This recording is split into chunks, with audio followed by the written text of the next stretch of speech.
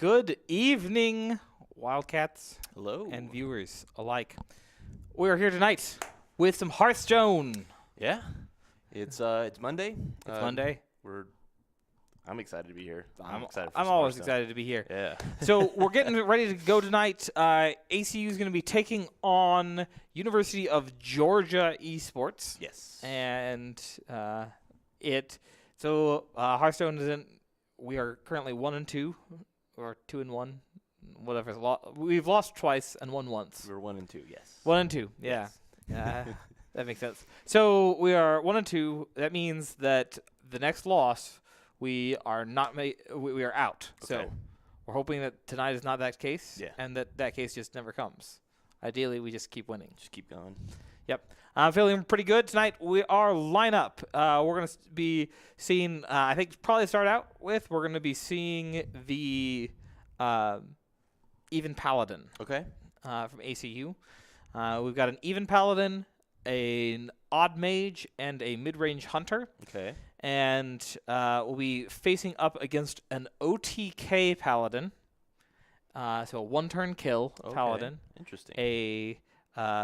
An Odd Warrior, and a Even Warlock. Okay. So that's what we're going to be facing tonight. So I think the Warrior is going to be a little rough because it's going to be a matter of getting through it.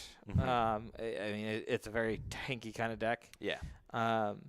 And the OTK Paladin is just a matter of killing them before they get the combo off. The combo is get through the entire deck, put Shirvala back in the deck. Shirvala costs 25 mana. Okay. But it has its cost reduced by amount of mana spent on spells. So you get it back in the deck with something like Baleful Banker, and then you use a spell that says draw a card and deal damage equal to its cost. It's pretty interesting Yeah, combo. that is a very interesting combo. But okay. All Yeah, right. no, I'm. So, looking forward to tonight. I think it's going to be great. They are just getting lined up. So we are getting ready to roll. Yeah. Again, I'm super excited. Had a crazy weekend. Yeah, it was a crazy weekend. Had some. If you missed the Smash tournament, go back and watch the VODs because there were some pretty sick plays in the last round of 8. Like the top 8 was was intense. It was intense. Best of 5 every single one. And you get to see some of the top players in West Texas. Yeah. So they all came out and brought their game. yeah, it's awesome. Super fun.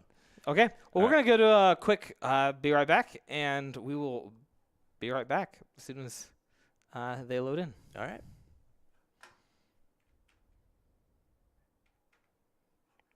We'll really be right back now. There you go.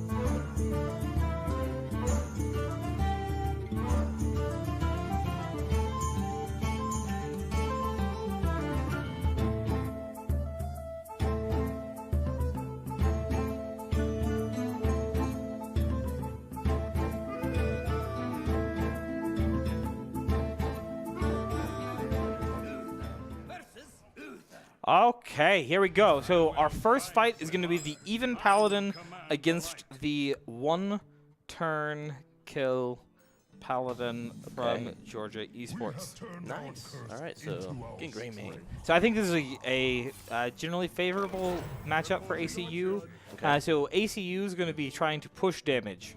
That's their goal. The Georgia team is going to be stalling.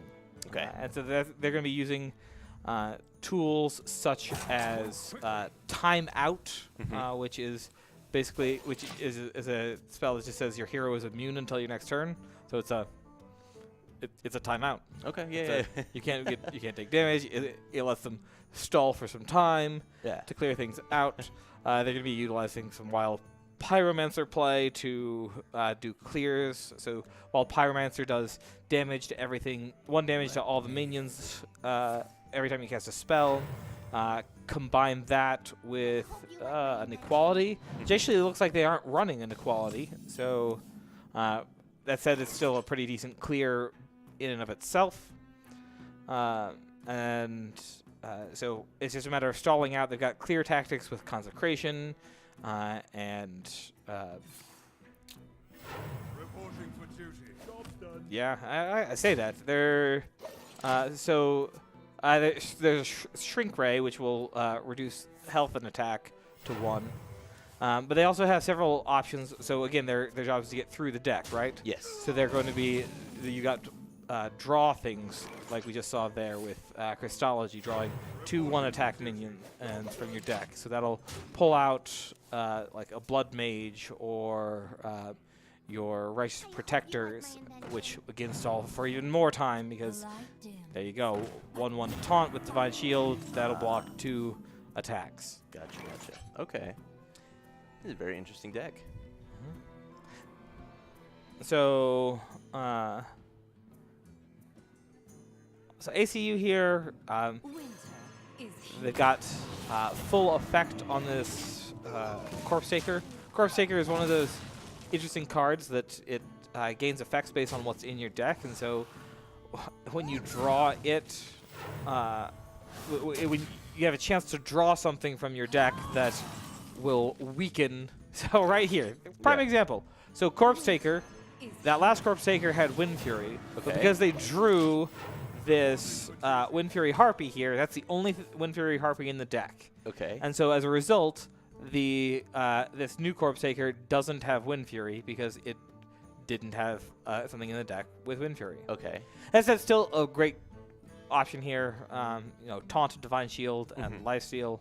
Lifesteal's not really relevant at this point, but it just puts a body in the way that they can buff up and do damage with. Okay. Well, let's see. University of Georgia taking their time, probably thinking it out right now, trying to figure out what is their best course of action here. Oh, I gotta say, I do like their card backs. It's very nice. So that's the both of them. Those are actually the Hakar card back. So Hakar's thing is it's infectious, like it's a spreading disease kind of thing. Okay. And so when you play the Tavern Brawl, you ended up with the Hakar card back when it was out, and then if you played someone with the Hakar card back during that period of time, you got the Hakar card back, and it automatically equipped it. So everybody, soon was using the Hakar card back because everybody got infected. Yeah. Which is kind of cool.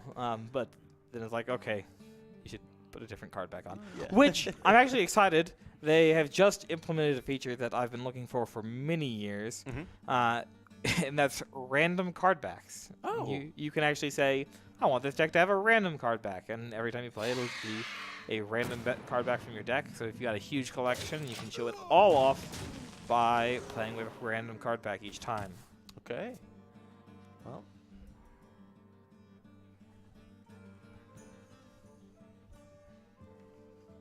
So, ACU's just kind of they're looking real good right now. yeah. So I mean, ACU's in a decent position. The other team, the Georgia team's looking at ways to do this. That said, the nature of an OTK deck is that it is OTK. Yeah. It's 1-turn kill. Now, this isn't actually, if we're being honest, this isn't actually a true OTK deck because Shirvala, when drawn and through Holy Wrath, or Hammer of Wrath, does 5 damage. Now, theoretically, you could Holy Wrath twice. So if you had full 10 mana, I guess that you save your Holy Wrath. You could do 50 damage. So there, I guess it could be OTK. Most of the time, it's really you deal 25 damage because chances are you've done 5 damage somewhere along the way.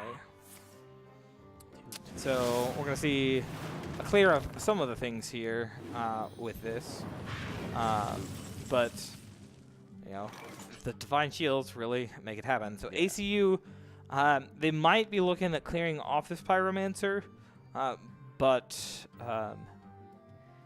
it's tempting to just push this damage through when you have it. Yeah. So they could theoretically double Blessing of Kings here, so that's going to be 8 plus 6 is 14 damage in the hand, Okay. putting them 2 away from lethal. Yeah. And that would likely force out an early timeout, which isn't really what they want here. Yeah. They might just go ahead and Serenite Chain Gang here, Mm-hmm. maybe go ahead and then protect off one of these other things, get the initial damage here, save those Blessings of Kings for a really giant swing turn. But it provides an option for the Georgia team to heal back up or put something in the way. So I actually really do like this play, though, with Tyrion. So Tyrion, 6/6, he's got a Divine Shield, so 1 damage will pop that, but it's not like the Pyromancer can kill it off really easily. Okay. Even if they did a Shrink Ray alongside it. And even if they do, let's say they kill it, right? Okay. Yeah. That gives ACU a 5/5 weapon. All they need is one thing to stick on this board.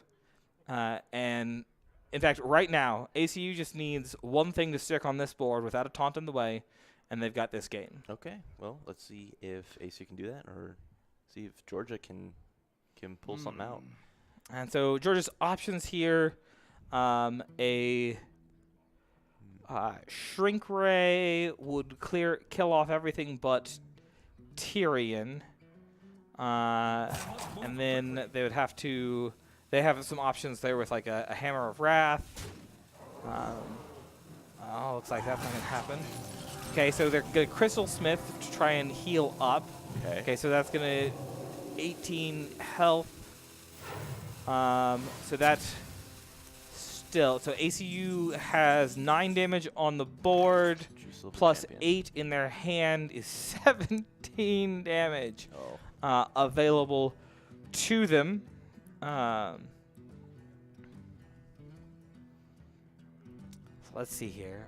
I don't think ACU has a lethal option here. They have 2 options that would get the Georgia team down to 1 health with a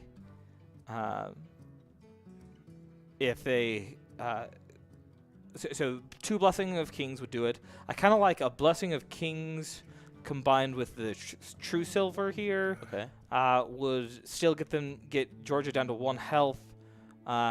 They still have double healing, but even if they heal up, let's see here. Looking through their options here, they have theoretically 1 more Flash of Light, but that healing is no longer doubled. So ACU going to go ahead, push forward here without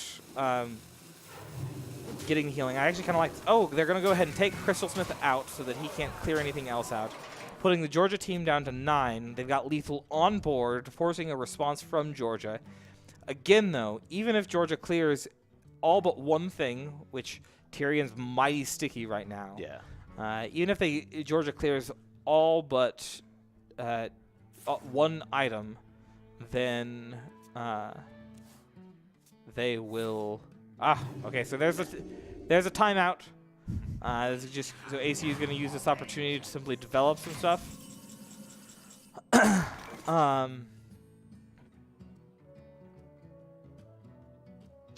Question is, so at this point the question is, kill Thanos or not, or kill the Blood Mage Thalnos or not kill.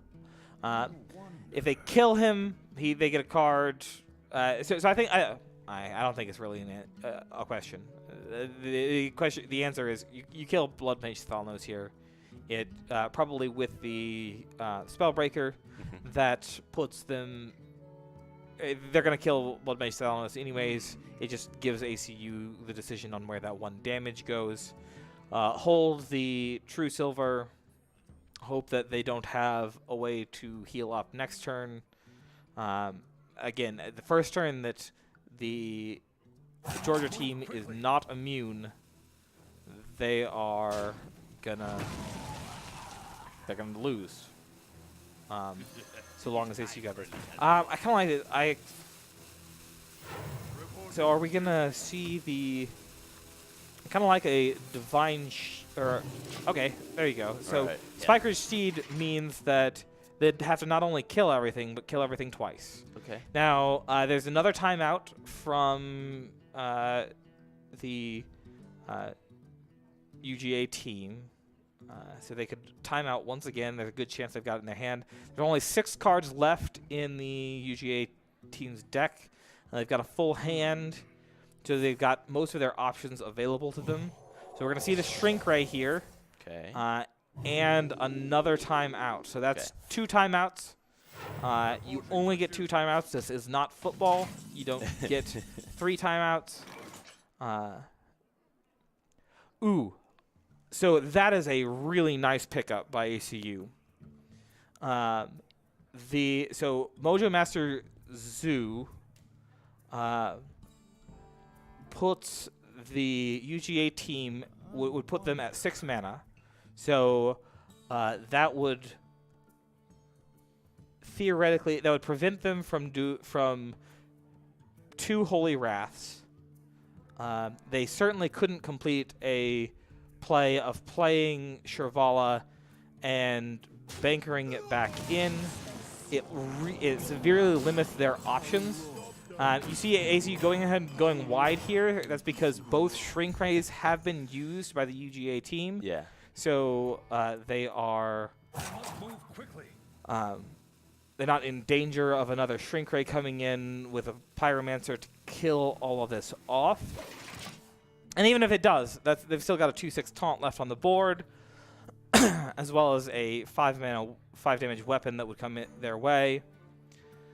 So UGA now looking for the response. So pulling from their deck, hoping for something to finish out this combo, but they're going to give it up. And game 1 going to ACU.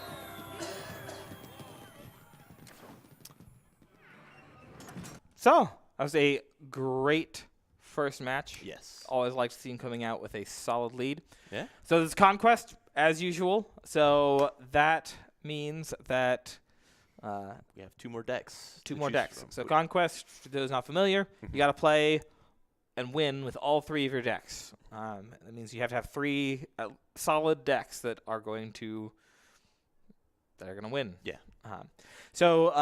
Meanwhile, the Georgia team, they can continue to try their OTK Paladin, or they could move on to one of their other decks. Again, those options tonight are their Warrior. It's an odd Warrior, so that means that it's a lot of taking up, a lot of armor, stalling, going for the really long late game. Or they could pull out the Even Warlock, which is very similar to our Even Warlock, like is similar to most Even Warlocks, where it's just kind of aggressive. You're tapping a lot to hurt yourself to get the Hooked Reavers and that kind of thing. Their 4th deck that was banned out tonight is a Control Priest that excuse me. And ACU just felt that their ACU's lineup is fairly aggressive, so your Even Paladin, we saw the aggression right there. Yes. Even Warlock is aggressive. Odd Mage is aggressive.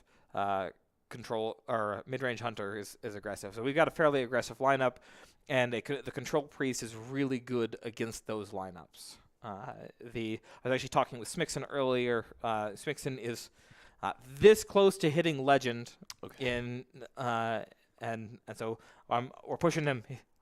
Going to see Legend by next week. ACU's first Legend and player. Looks like we are actually going into the next game, so we're going to pull that up here. And But he's been playing a lot of this. He's been practicing these decks and playing a lot of this even paladin, and the deck he loses the most against is that a priest deck. And okay. so Yeah. so ACU pulling in next the odd mage. Yes. And so the ACU does have a even warlock that was banned out tonight. So we're going to be seeing the odd mage and the mid-range hunter. So looking at these mulligan options here,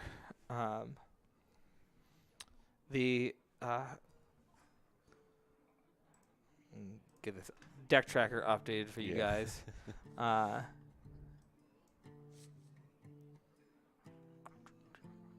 we go. That should be We're no, odd mage right odd now. mage. Yes. There we go. All right. Sorry about that. There you go. Now you can see the deck. Perfect. So I like that this pull. You get the Firefly on one. Then you've got. Well, I don't know why it's complaining. Let's tell that again. There you go. Perfect.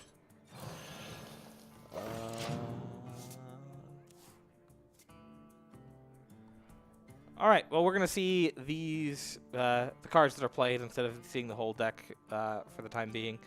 Yeah.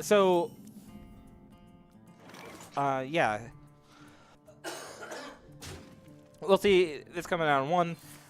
So this aggression is really nice here against this warrior. We're gonna see a lot of tanking up. There you go. So we just dealt 3 damage. They're now back up to 31 health. That's going to be the way that the game's going to go a lot of. It's going to be a lot of damage. I kind of like the secret here. Go ahead and get that runes online. That's going to be more damage, and the next target will die. They could go ahead and get this pyromancer online, or the pyromaniac online, which would allow them to start drawing out some cards because they're going to want to draw through things. Yeah. All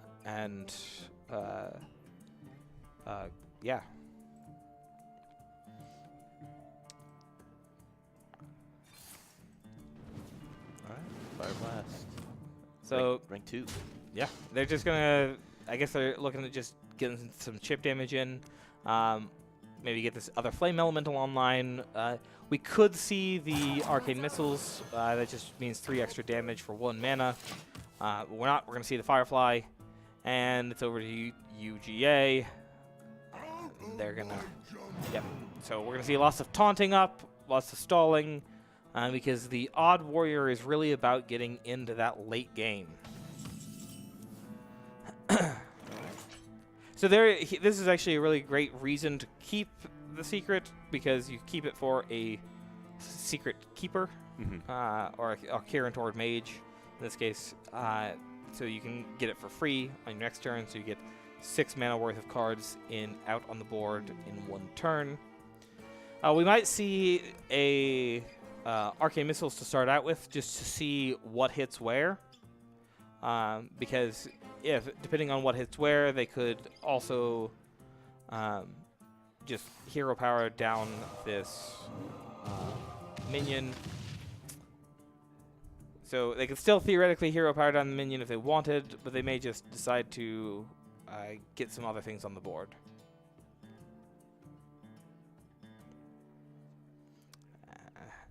They're thinking about it. Yeah. Obviously. Oh, and this is good. So one of the things that we talk about a lot is taking your time. Yeah, that rope can be really intimidating, but it's just a rope. It's not going to hurt you. And you can see, it moving. It's far more predictable than a Windows loading bar. Yeah. So. And how long is the rope? is it 30 seconds or? That's a great question. I think it's 30 seconds. Okay. So you have a minute for your turn. Yeah. So maybe it's not 30 seconds. Maybe it's 10 seconds, 15 seconds. Okay. That is a great question that I don't actually know that I know. There's the secret. Explosive ruin.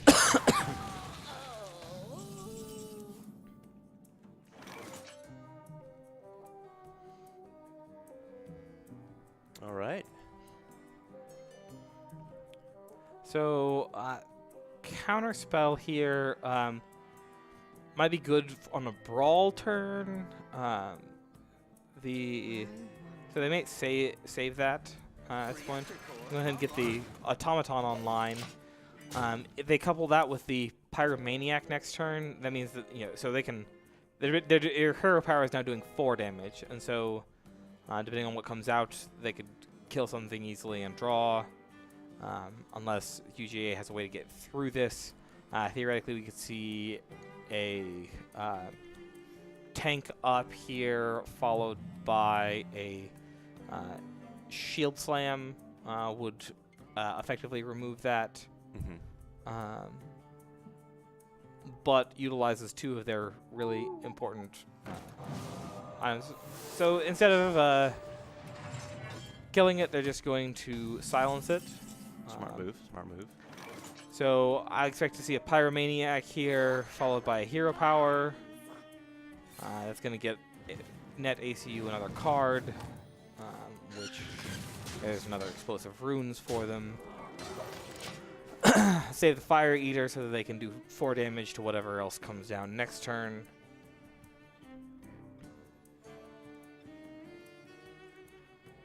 All right.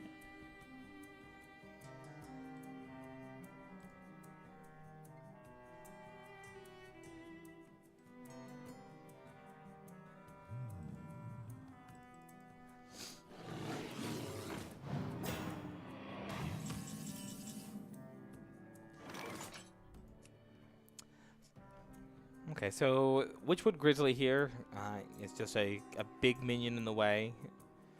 So ACU could theoretically hero power or the Fire Eater, and then attack in with 4/1.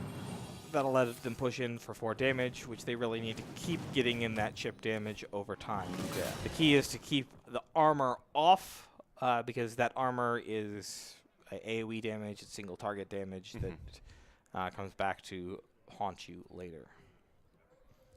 Actually, I kind of like a counterspell here. ACU has gone wide enough on the board that it might draw out a Reckless Flurry. You can counterspell that Reckless Flurry, and that just is an additional 8 damage that they're not going to be able to clear off. Looks like they're opting for the explosive runes, so expecting that a minion will come down that can be killed off. So that's also not a terrible option because a taunt in the way of this is highly effective. Yes. I counted the seconds of that rope that last time. Okay, great. I think it's about 15 seconds. Great. So. What now? So what do you think is Georgia's best play right now? Georgia right now has several options to clear this board. So they could hero power Reckless Flurry, but they might be considering that might be a counterspell. Okay. There you go. So ACU took a gambit last turn as to are they going to play a taunt minion to get in my way, or are they going to hero power Reckless Flurry? They lost that gambit. We're going to see Stargazer through Luna, which is a really interesting card here. It means that every time ACU plays the far right-hand card of their hand, they get to draw another card that goes in the right-hand side of their hand, so they can theoretically keep doing that. So next turn they could Secret Keeper, and then play another. Theoretically that could draw a secret that they could then play, and then they would draw something else. Gotcha. Unless it gets cleared off here. Still, ACU doing in a pretty good position here against this warrior. Typically, if you're playing this warrior, you want to stay in a net positive health for most of the time. Super Collider coming here is a great option. It kills off that guy. But there's the punish from the explosive runes. That's 3 more damage. And Leroy Jenkins will seal the deal. They might even let him run in and do his thing. Yeah. And so ACU taking game 1 and 2 from University of Georgia. Yes. This team is on fire tonight. They are. So Now, I don't want to celebrate too early though, because so Georgia would need to come back with a reverse sweep now, which would be rough. So ACU has left their mid-range hunter, arguably the strongest deck, the highest tier deck, the best deck in the meta at the moment. Yes. Arguably. Obviously, there are counters to it. So they're going to have to switch over. It's actually, this deck is piloted by Joseph. Okay. And so mid-range hunter area is a good one. We actually talked about order of decks tonight. We decided to start strong with that even paladin. And we said, let's save mid-range hunter for last. It gives us a good closeout option here. Yes. And really has it is really kind of favored against the paladin that we already saw, against the warlock we haven't seen, and the warrior. Again, it's aggressive, and it's going to be a matter of being aggressive like they did the last game. Yes. And so ACU in good position. That said, the first 2 weeks, ACU went to Game 5 and lost it in Game 5. So the first week we saw a reverse sweep happen, or actually the second week we saw a reverse sweep happen. Yes. ACU almost got the reverse sweep the first week, and so we're just hoping that doesn't happen again. All right. Well, should we go ahead and load up that deck? Let me go ahead and. Yeah, I think that's probably why it messed up that last time, was because it was trying to find a deck that didn't exist. But it looks All like right, they it looks are. like they are loading in tonight Yes. already, and so let's head over there. Yeah. Unfortunately, Clueless isn't able to help us out today. He has to study. Yeah, studying. Study. Oh. What is this, a university? Yeah. All right. All right, so ACU come in. So it looks like they're going against that OTK Paladin. UGA looking to hopefully, they're hoping that this will be able to get through quick enough to get that Shivala out. That said, that Shivala combo out. That said, so this mid-range hunter, the goal here is really to get through enough damage, enough things on the board in the mid-range. You generally close out in games like this before you get to turn 10. That's what you're looking for, at least. So if ACU can accomplish that, that'll be huge against this OTK Paladin, which is looking for a really late-game combo. Okay. I like holding the Timberwolf here. Putting the Timberwolf out just says, hey, kill my Timberwolf. I still like holding on to it. Hero power. Let's move on. ACU missing some of their early game options here, which is not really ideal. What were they looking for? Mid-range hunter, your best first draw is you're going to Dire Mole into Crackling Razor Maw with +3 damage. That means turn 2 you've got a 3/2 and a 2/3 on, and a 3/3 on board. Okay. 4/3, sorry. Yeah. Yeah, they're math, numbers, things. So a 2/3 and a 4/3 on board are early damage. That's really kind of ideal there. ACU still not getting a draw that is worthy of really anything. And so we're probably going to see another hero power pass here. They know that they don't really need to rush into anything. Yeah. This is a long combo deck. UGA is probably feeling pretty good here. But ACU hopefully can come back and find something from this. So we'll probably see the flanking strike come out next turn on something that just gets some damage on the board, or some minion on the board. Reporting for duty.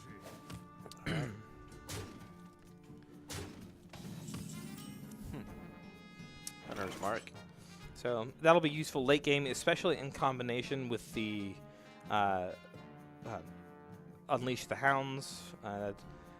Gets a bunch of 1/1s on the board. You drop a big minion to 1 health. That said, there's not a lot of big minions you're going to be worrying about in this particular matchup. It's really just a matter of getting the damage in before that combo hits. Yeah. Okay. So I kind of think Flanking Strike on one of these 1/1s, it's not really where you want that 1 damage to hit, or that 3 damage to hit, but they're not really any juicier targets. I don't mind this either. So it sets them up where it's okay, you can kill this by killing all your guys, or by Hammer of Wrathing. But they've set themselves up now with an easy board clear through that Unleash the Hounds. That was a very sad sound that card made. Now, this is also a pretty decent option here. So they could drop this Lynx out and put the Dire Frenzy on that Lynx. So Dire Frenzy gives it +3/+3, and then shuffles 3 copies of that into the deck that have that +3/+3.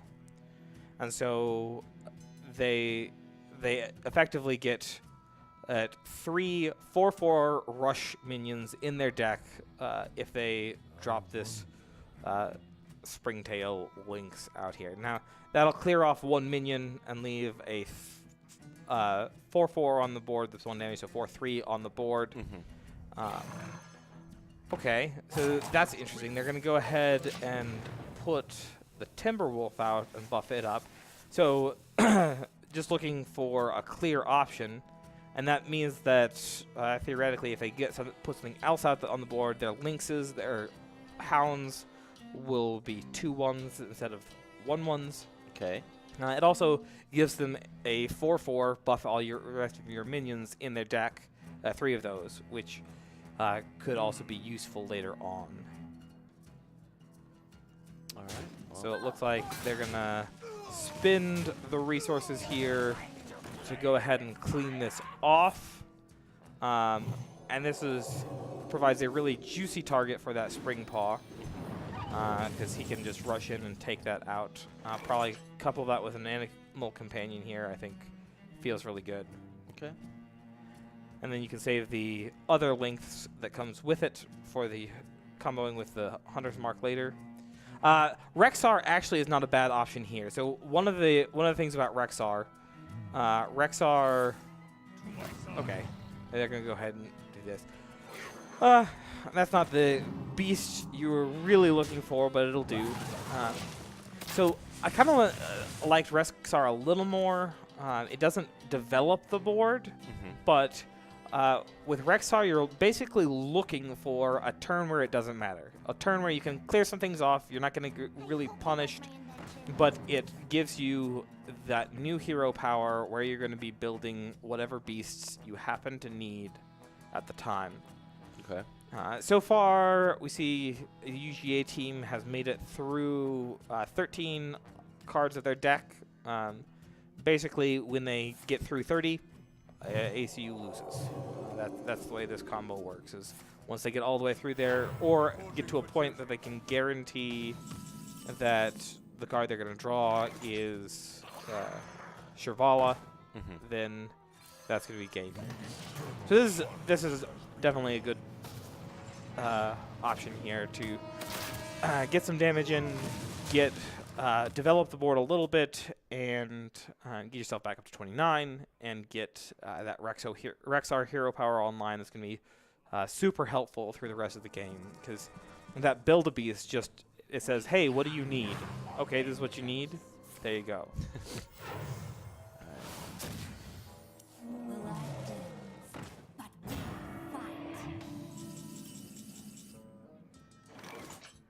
All right. Okay. So 2 kill commands in hand is nice.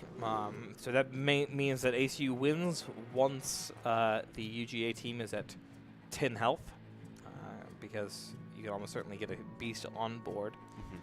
Looking here, the chicken is sometimes tempting because the overkill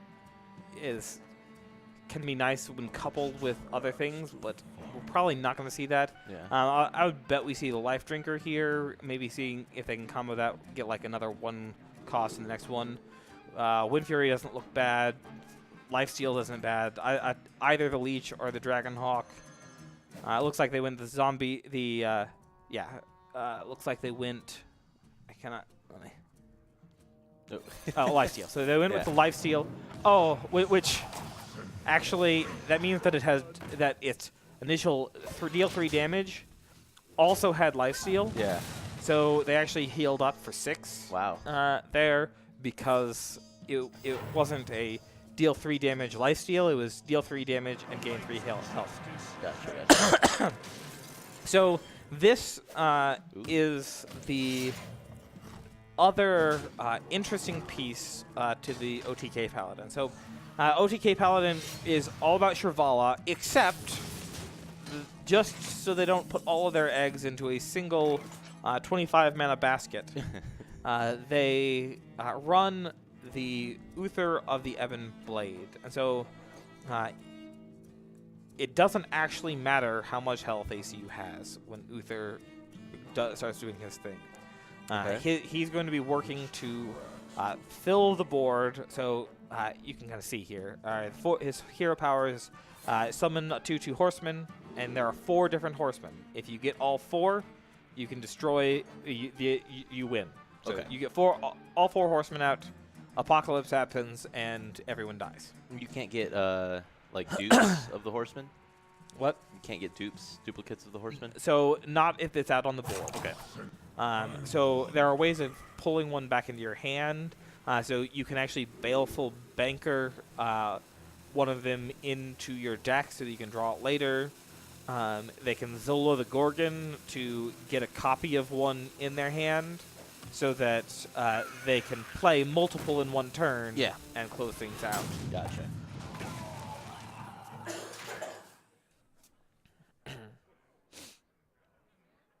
Well, that's interesting.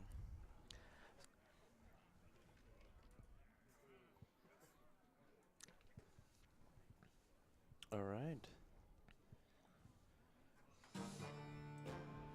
So, ACU, or well, I guess UGA looking for what their next option is. They're going to be looking for ways to pull that, pull those minions out, unless they're looking long game for the Shrivala combo at the end. Okay. That said, once either option works. Yeah. And so they're looking to close things out one way or another here. And so the zombies ACU build here is going to be a Poisonous Rush. Okay. So I got the Poisonous Rush from the Skitterer and then the Raptor Hatchling so that they'll get a 4/3 Raptor into their deck. Consecration. Consecration and Hero Power? Or sorcery. Or sorry, attacking with the weapon? Oh, they're going to hold on to the weapon until they have damage. Yeah. So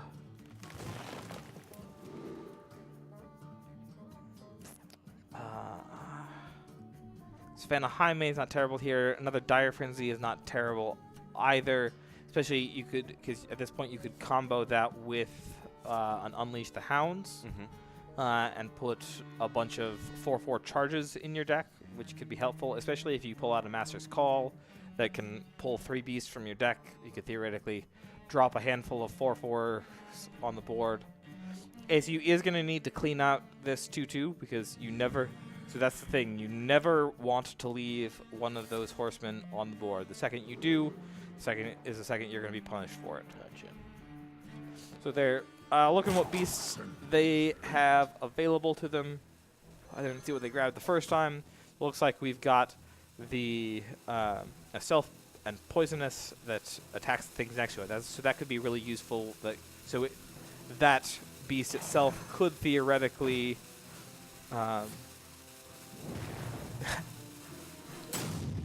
Okay. Yeah, they want to kill that. So that beast itself could theoretically clear off 3 horsemen. If it is 6 cost, so they're going to have to look for an opportunity to play that. Yeah. So making this 7/7 is an interesting choice. It puts, a couple 7/7s in their deck that are 1 cost, which is always nice. It also puts it out of range for being killed by this blade. Yeah. And means that if they attack with the blade, it's just 2 damage, but they're not even healing back up for the full amount that they have.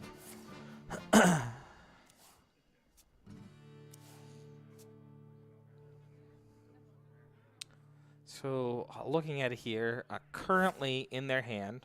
Okay, they're going to go ahead and time out. Interesting. That's going to allow... I bet ACU is going to take this opportunity to develop this stealthed Zombeast. So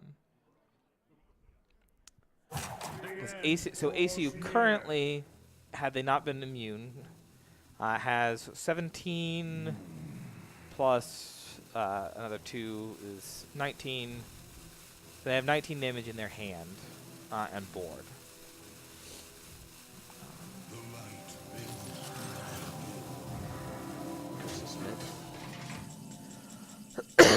Excuse me. So there's a Master's Call, which is nice. That's going to get them set up nicely. So a Scavenging Hyena coupled with the Unleash the Hounds here gives them a decently big Scavenging Hyena. Okay. They can also get that other 4/4 Timberwolf on board if they want. They might save that though to help some things out later. We also may see the Zombeast come out with the Timberwolf or maybe the Dire Mole. So it looks like they're debating. They've got several options open to them that are all pretty decent. Looks like they're gonna go ahead and do they're gonna do the Scavenging Hyena with the charging minions. Sorry about that. And then they pulled out another Zombeast. It's going to be just a 4/4 lifesteal with gain 3 armor. So that's actually a pretty low-cost beast that could be really convenient later. That said, that armor is not relevant that much because it's, it could be useful against the Shirvala combo, but not the Horseman combo. Okay. So Georgia has to deal with this board in some way. They can clean off that 7/4, but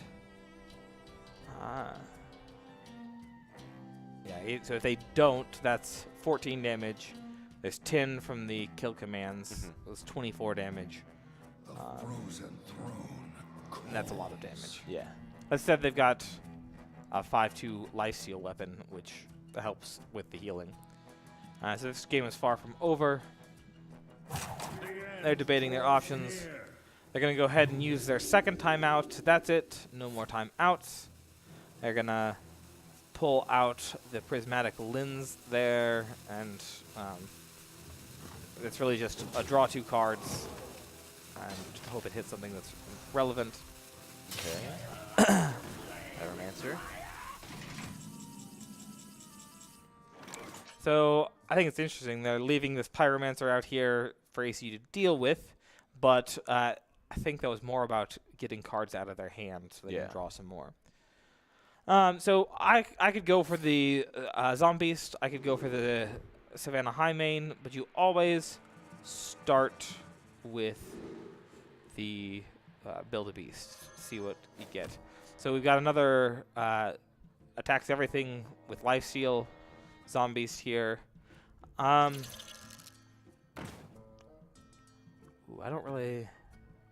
don't know about that beast. I might have put down the other.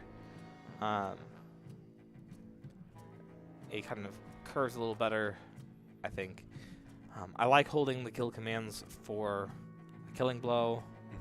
Okay, I guess this lets them develop a couple more things on the board. They can go pretty wide here and force an answer to a lot of things. There's not... I don't believe there's a huge amount of punishment in this particular Paladin deck for going wide. There's not another timeout, so UGA is going to be forced to do something here. So there's Shirvala coming in. They're going to shuffle that banker in. Ooh, okay. So Holy Wrath for 25.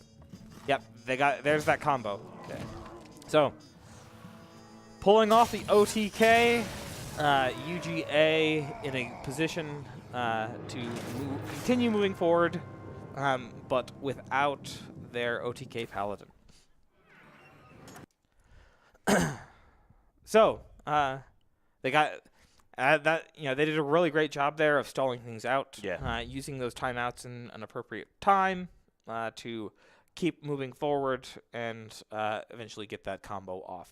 So it looks like their options left are going to be the Warrior or the Warlock, which we're about to find out. And it looks like it's the Warlock. So it's going to be the even Warlock against our ACU's mid-range Hunter again. Okay. Looks like they're keeping their Scavenging Hyena. Doesn't look like they got that Dire Mole, but they're going second, so they get the coin. It's always super nice. And the key with the coin is really saving it for a big swing option. It's there to make up for going second and basically being a man behind the entire game. Yeah. And I would expect to see a pass here. We're probably not going to see this Spring Paw come out. We're going to see the Spring Paw come out. I guess they're just looking to get something on the board. Okay, okay. Which I suppose... No, in hindsight, if UGA does put something out on the board, so at this point their options are a Swamp Ooze, Plated Beetle.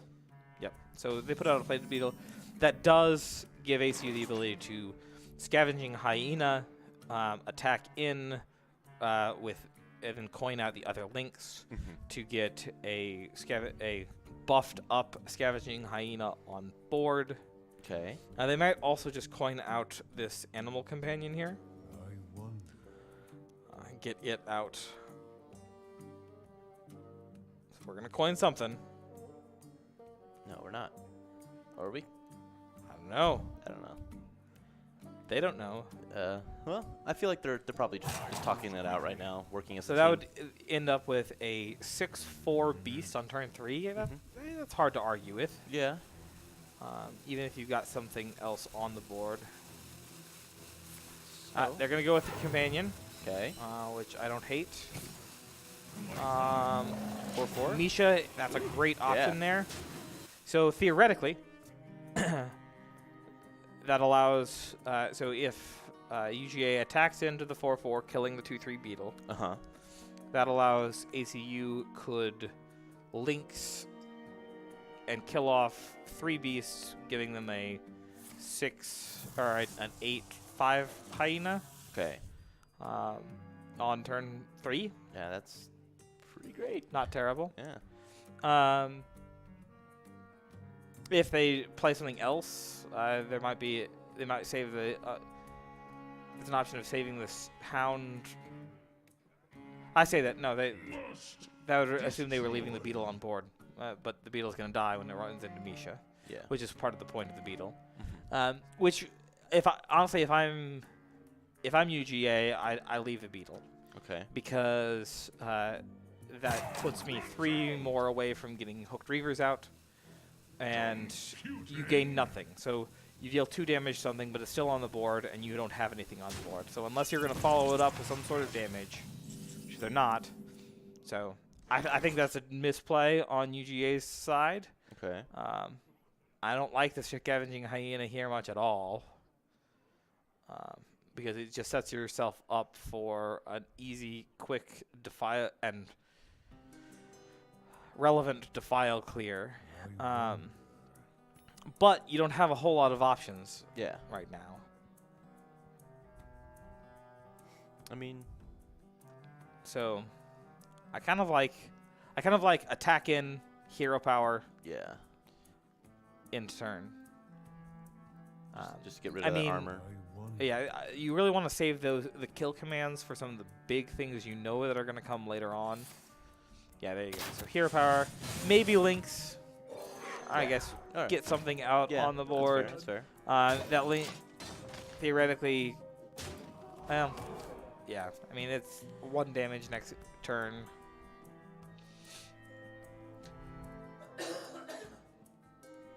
Okay. All right, so Defile clears this up pretty easily. Hellfire, similarly, both are options here.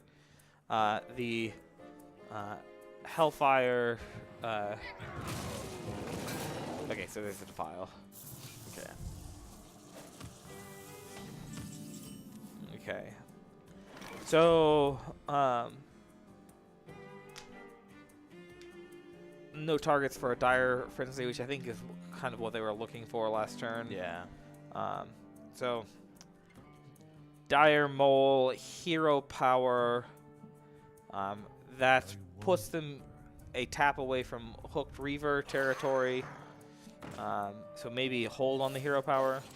Okay, so they're going to go ahead and not and do hold it. on this Yeah, Hero no, that's Power. fine. That's fine. So I would be unsurprised to see a tap followed by a Hero Power here. Okay. Or followed by a Hooked Reaver here. Because that'll put them at 15 and then get a 7/7 minion on the board. That said, that 7/7 minion is... So ACU's coming up on Scavenging Hyena turn. Oh, so there's the Mountain Giant. It's not something you want to see. Okay, so ACU could Scavenging Hyena, Spring Paw, 2, 4, 6 with the Timberwolf. Wouldn't kill that.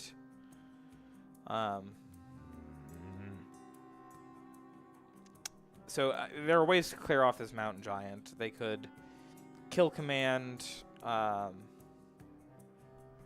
and Spring Paw Timberwolf.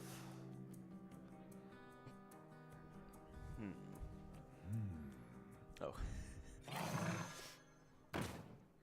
Well, looks like that's what they're going to do. Get a Lynx, kill command. Yeah, and so spend your turn cleaning up the mess and pass it over. You still got a wolf.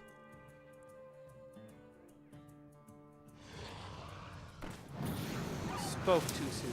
Yeah, never mind. The wolf is gone. All right. Okay. So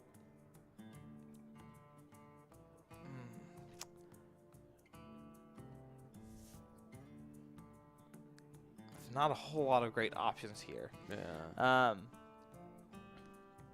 So they can put the Scavenging Hyena out there as a target. Yeah. Basically says deal with me or die.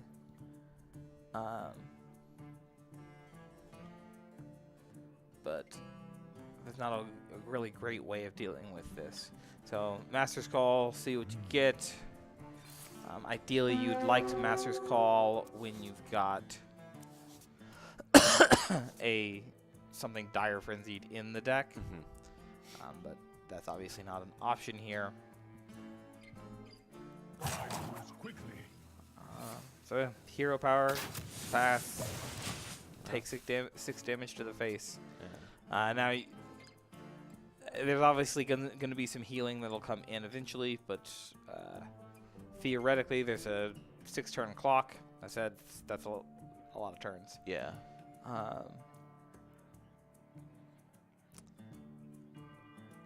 So let's see here. ACU on the next turn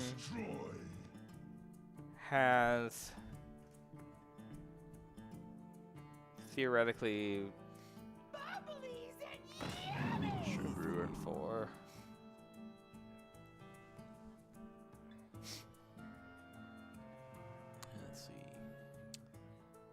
Shields up. Sun Fury Protector. All right. Well then. So they're going to taunt it up, take Yeah. advantage of the big bodies in the way. They did heal up out of Hooked Reaver territory, so that's one less thing to... Well, never mind. They can tap into it. Yeah. This is not an ideal position for ACU, No. obviously, here.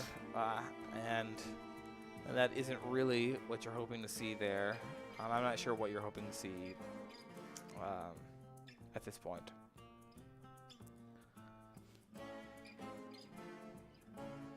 I wonder. So they can theoretically double Scavenging Hyena, unleash the Hounds, would give them 2 big minions on board. It doesn't actually do anything to clear anything off, but provides 2 decent-sized threats. Okay. Excuse me. Mm-hmm. The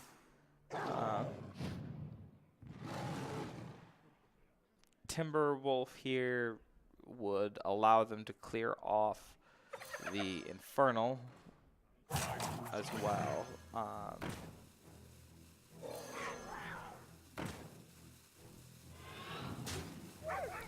So, best of bad options, I guess. Yeah, I'd go ahead and run that in to 4/4. Or not. Not. Okay. Well then. If you're not going to do it, I don't know why you keep the links on board. Yeah. They may have just not been able to make a decision quick enough. Yeah. That happens. That happens. Twilight Drake. And there's Amethyst Stone to clear off that Hyena. And see, had they run the links in, that would have been out of range for that. Yeah.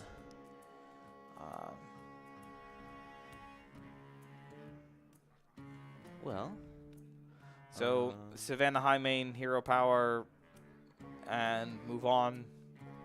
Hope that things live. Yeah. Let's see.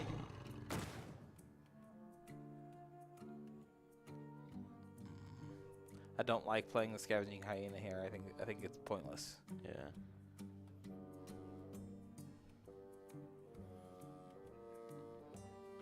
Alright, they're really talking it out right now. So yep, hero power. Let's see.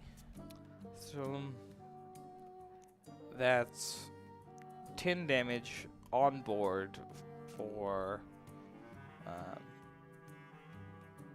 UGA. And honestly, I would say, Silence minion. oh, there's the other Spellstone. Yeah. You got 10 damage on board. Your board has been removed. It's, Like that. I mean, it's technically not over, but Not looking too. it is not looking good Yeah. for our ACU team here.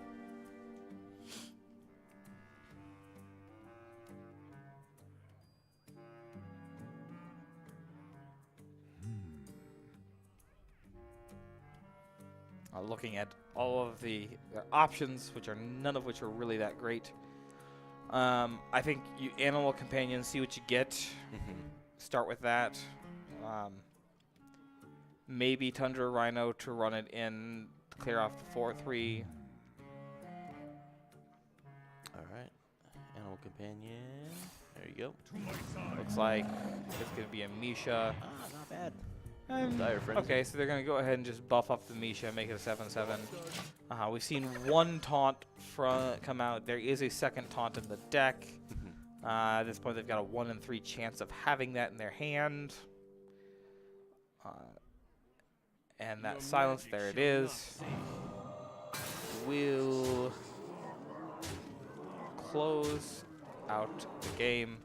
Taking it to game 5, ladies and gentlemen. We're going to a game 5.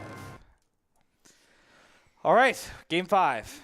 So this is going to be mid-range hunter against warrior. That's going to be an interesting matchup. Yeah. So ACU's goal here is they're really gonna need to keep that pressure on, just like they did Earlier, when with the odd mage, Mhm. they're going to need to push hard and not let it get too late in the game. Yeah. Looks So like we'll we're going over.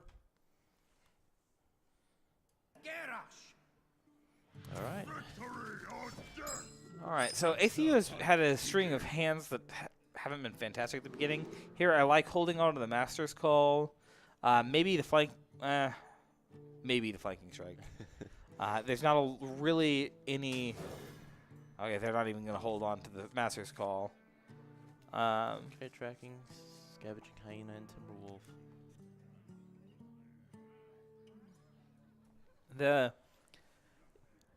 I kind of wish that they had held on to the Master's Call because it gives you, if you don't get anything else that's good, you got a really good chance of drawing into it with Master's Call because you're drawing 3 beasts from your deck basically. Yeah. The tracking you don't want in your first hand because you want to draw into tracking later and use it to get something that you need to close out the game or deal with the situation. I don't want to see them tracking on turn 1. Okay. And that's 2 of the cards in their hand. I don't want to see them tracking on turn 1. Oh. And they're going to tracking on turn 1. Well. And they're going to pull Deathstalker Rexar because if you don't, you aren't going to ever get Deathstalker Rexar. And that's why I don't like tracking on turn 1 because you're looking for something to. You don't want something to fill up your hand. You want something to deal with a specific scenario. Yeah. I don't want to see tracking on turn 2. I want to see a hero power here. All right.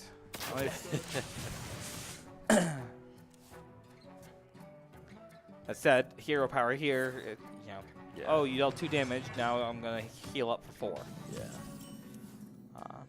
All right, there's a solid turn 3 option for them. Looks like they're gonna Hope take it. for a Huffer. Misha is acceptable. What can you get from that? So you got Misha 4/4 taunt, Huffer 4/2 charge, or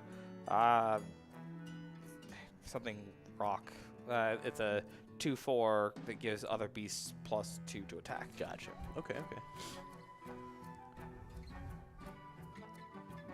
So Shield Slam. It's gonna send Misha away And to live with a farm. On a farm a long ways away. ACU just isn't getting anything really great here at the start. Yeah, it's quite unfortunate. So we know that by turn 6 we're gonna get. At turn 6 we get Deathstalker Rexar at least, which means that We can start making. some sort of headway. Yeah. Or making things that are useful to us. Deathstalker Rexar is super useful in its abilities to build what you need when you need it. Yeah.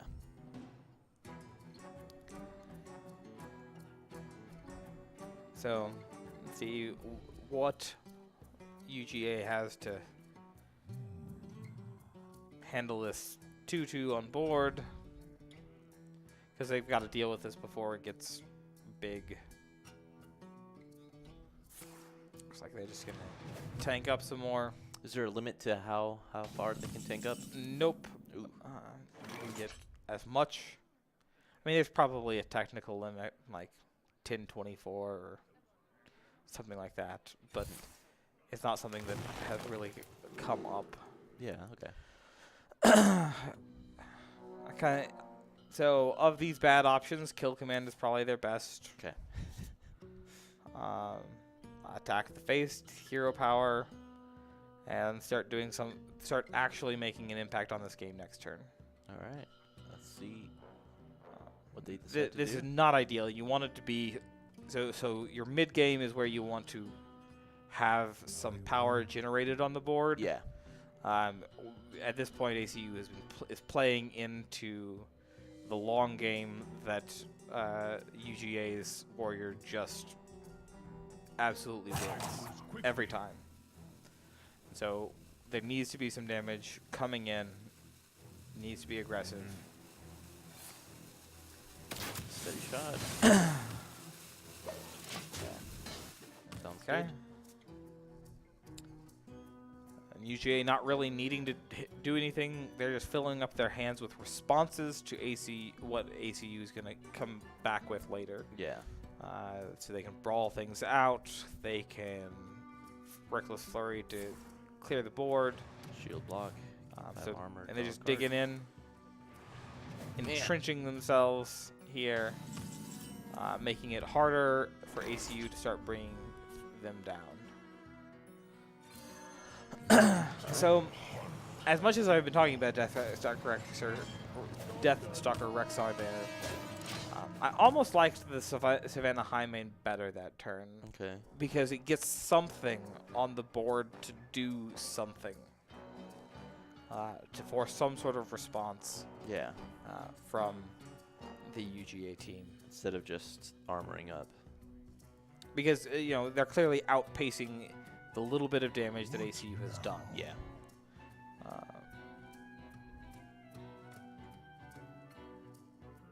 And they've got all the time in the world because they can just keep going and going.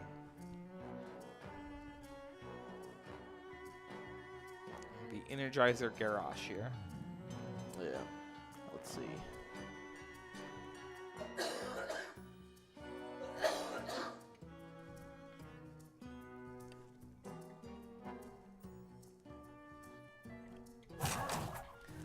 So, yeah, I mean, if I were them, I'd be having trouble deciding what of my many options to clear things off I should do on this board that doesn't have anything in it. Yeah.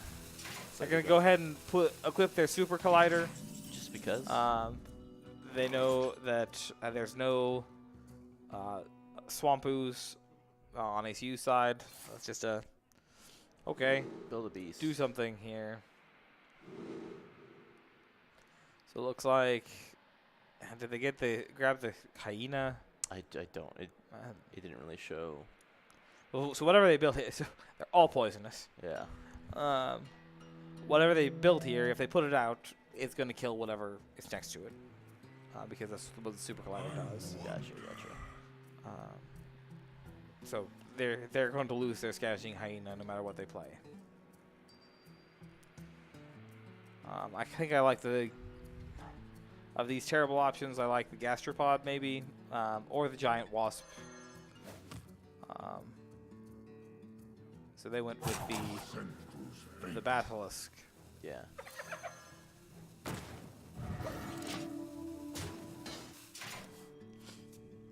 So on the bright side, that 3/3, if he attacks with a Super Collider, it becomes a 5/5, or Okay. sorry, a 5/4. So that could be theoretically helpful. Yeah. Dragon Maw, Scorcher. And that was good. That was a good It was a good play. ordering of those things there. Yeah. So it clears things off. They do 1 damage that kills it out. All right. All right, so start by building a beast. See what you get. Maybe it's a. So the Razor Maw's not bad. Poisonous Rush could have been good, except could be good, but you don't have enough mana for it this turn. Yeah. So they're going to put out a Highmane. It's either a Highmane or a Hyena and adapt it. I think I like the Highmane better. Okay. And adapt it next turn. Or a Timberwolf. Okay.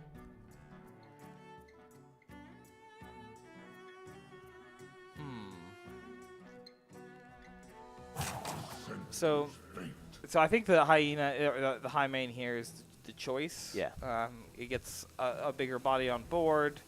They don't have something to deal with it on board. And they have to establish a presence here. The way you win with Hunter is by getting a bunch of things on the board and hitting them in the face. Yeah. And when you can't get anything on the board, then you can't hit them in the face.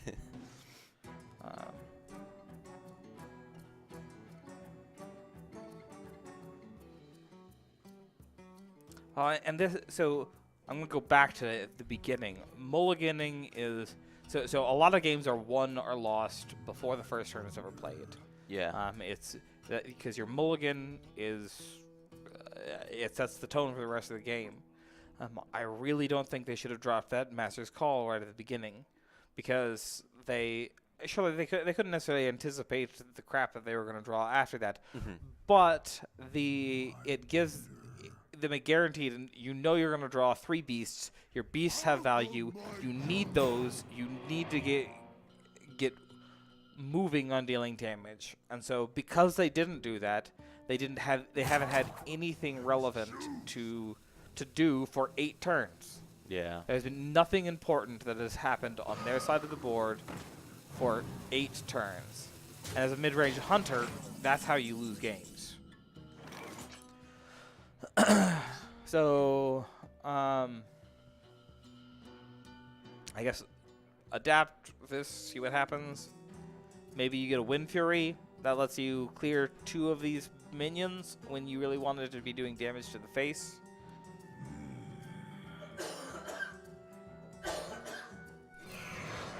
Okay.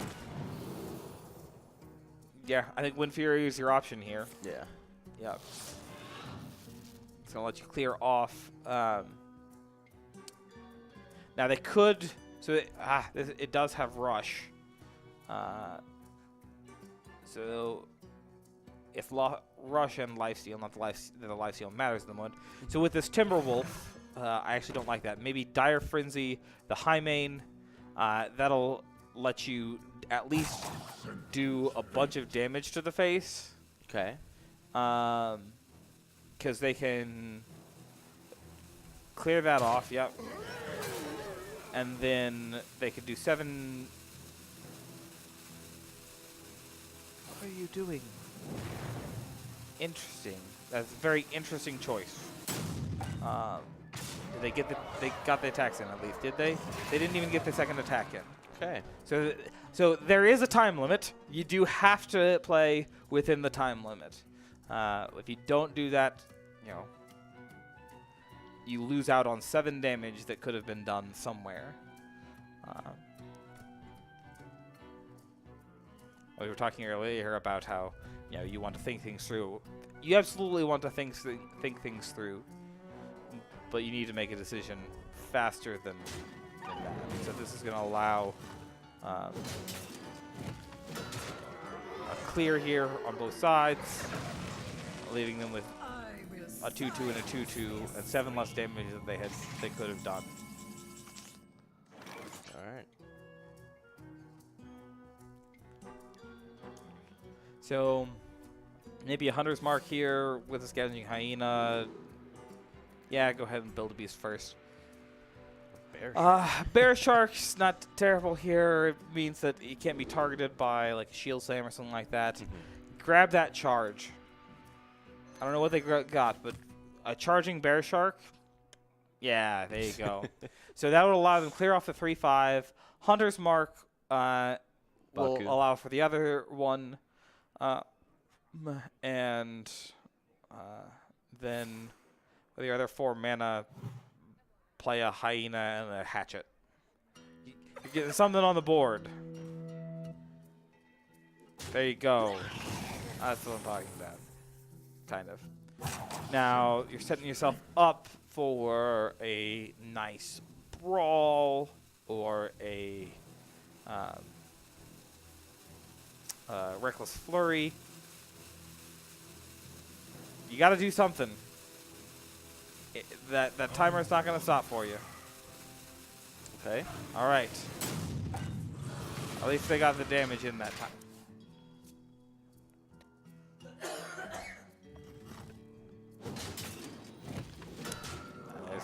Easy clear off. Super Clatter. you have to. So I understand the fear of the Reckless Flurry to clear off the zombies. I do, but it still provided. I think it provided more value than the.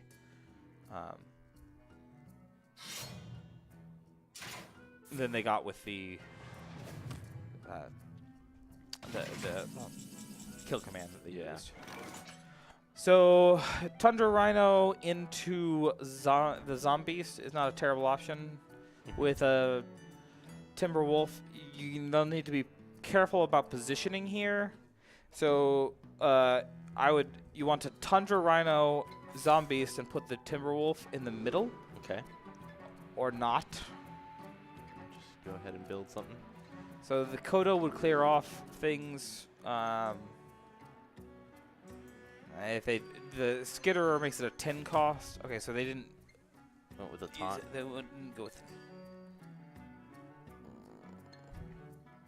So that's a taunt for reduce the cost of a beast by 1. Okay. I still like the charge. Get it in there.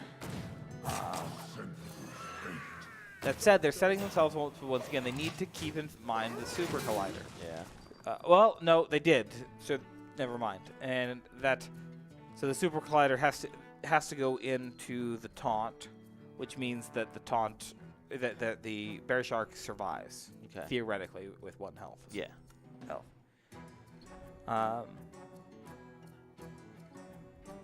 What now? So when Super Collider first came out, it was really interesting. There was a lot. It wasn't. There's a lot of question as to whether it was a valuable card, how powerful it really was. They're like, well, it's 1/3. It makes you run into each other. That's kind of weird.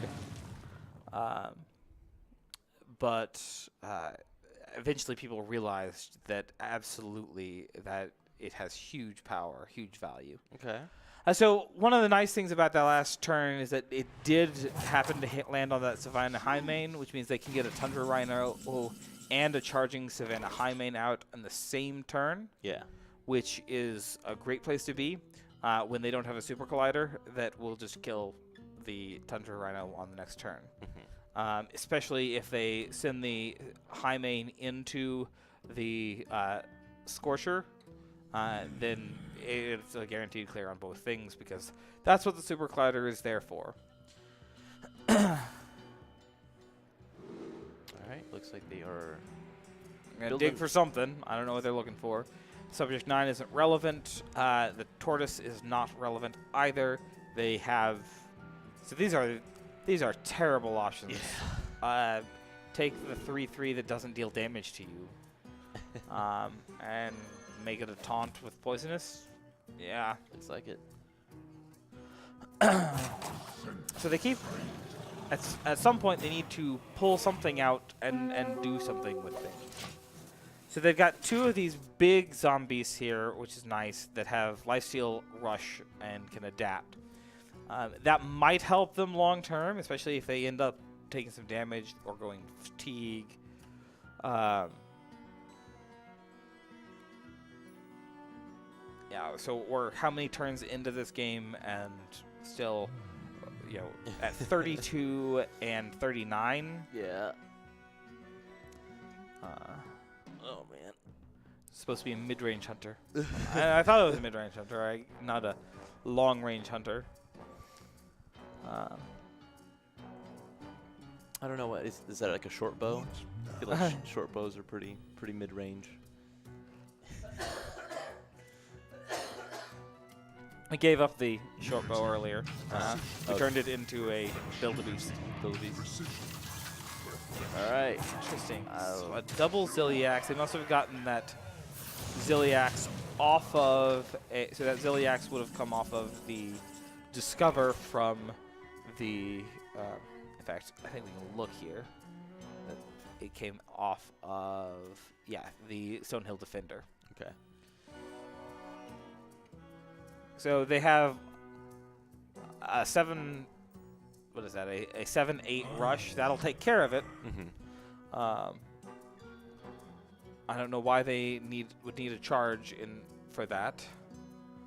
So I kind of like, honestly, they kind of like double zombies with a dire mole in the middle. Okay.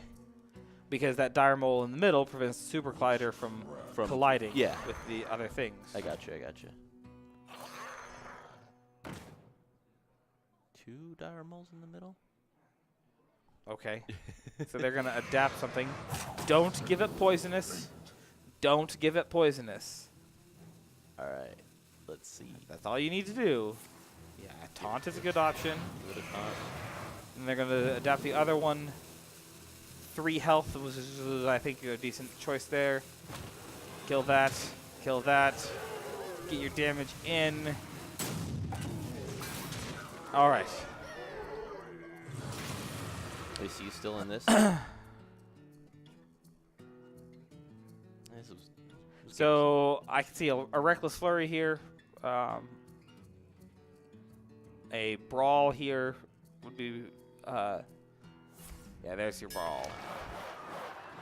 Now we're hoping for one of the.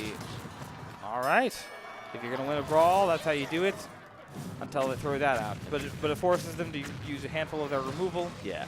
And we're gonna move on with our lives. Got another zombies. And there's another zombie. Let's go ahead and build another one. Why don't we? See what we got. So the Bitter Tide Hydra is not a bad option here, especially if you can couple it with like a charge. Okay. You don't want to make it taunt, because you don't want it to take a bunch of little damage. And actually, nothing bad. They have they played both of those Dynamatics? I don't think so. If they've only played one of the Dynamatics, you want to be very careful about that Bitter Tide Hydra, because that's 5 individual pieces of damage. That means that is 15 damage that comes in.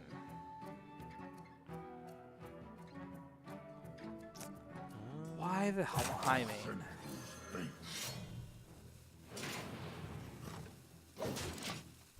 Okay. Okay. Few damage. Maybe just baiting out some more removal. Yeah, possibly. I mean, so the hunter has some options for going longer. So they built it out of the. Oh well, they got a news, so there goes their weapon and a crowd roaster. It still leaves you a couple things on the board. Yeah. Well, leaves you nothing on the board. And that super collider. All right. All right, maybe a bear shark here seems okay. Yeah. Well, I'm a big fan of bear sharks.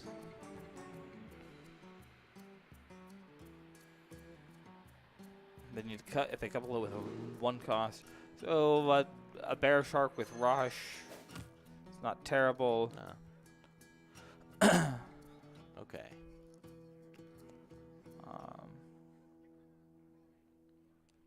And they could kill command something.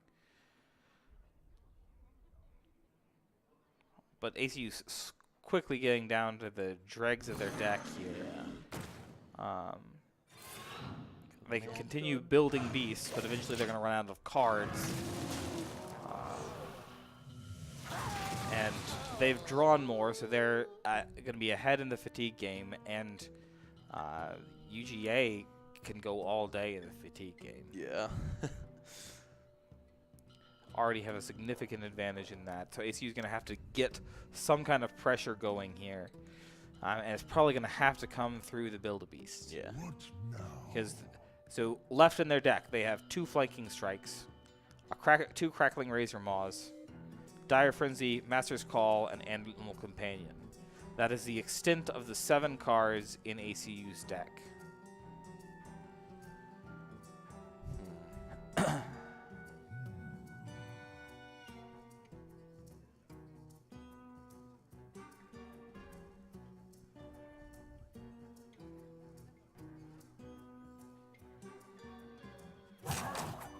must choose.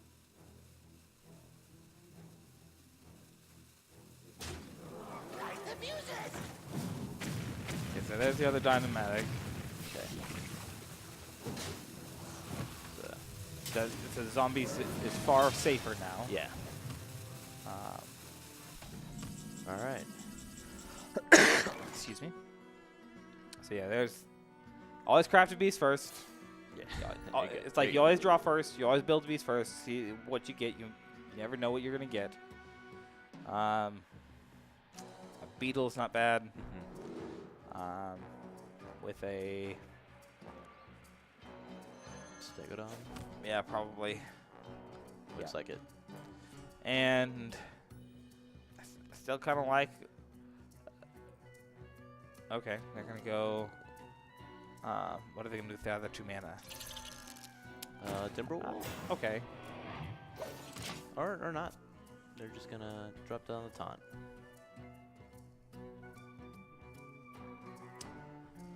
So UGA still has a Reckless Flurry. I think they've used 1. Yeah. They've got 1 Brawl left. At some point, they're going to get Dr. Boom out, and that's going to be all right. rough. So that's their second Shield Slam. Okay. Tar Lord. And they're just now using that crystal. Omega Okay. Assembly. So now they're going to start getting value. So yeah, they clearly have been drugging for. So they clearly haven't drawn their Dr. Boom yet. Otherwise, Yeah. they would have played it. Maybe zombies here with a Crackling Razor Maul on it, or a yeah. Maybe see if you can get it to be taunt. I mean, it's not the greatest taunt because it damages you when you get hit. Yeah. They can theoretically, let's see here, a 7. That's 10. They can't quite kill this Tar Lord. No.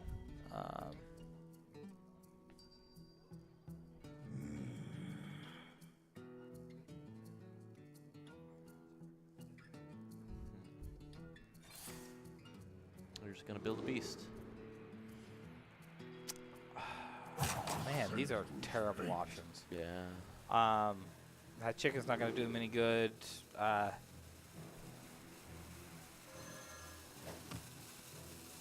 Poisonous. Yeah, something poisonous stealth. Getting that out there is not terrible. Okay. Well, if they decide to get Follow up- that up with the other. Flanking strike, I guess. Okay. I mean, that flanking strike doesn't really do anything other than because they can just kill off that 3/3.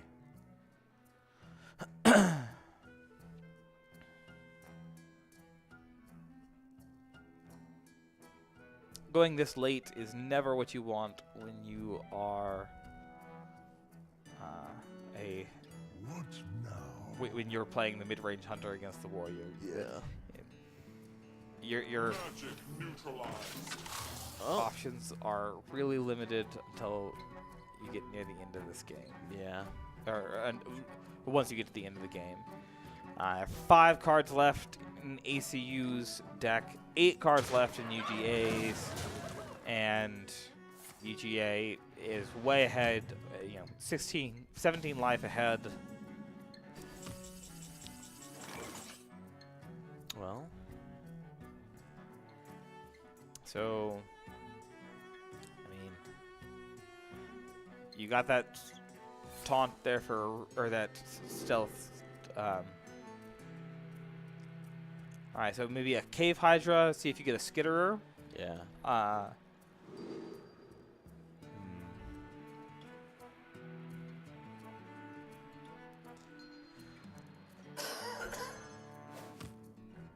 Stealth. Okay. So go ahead and attack in with the poisonous.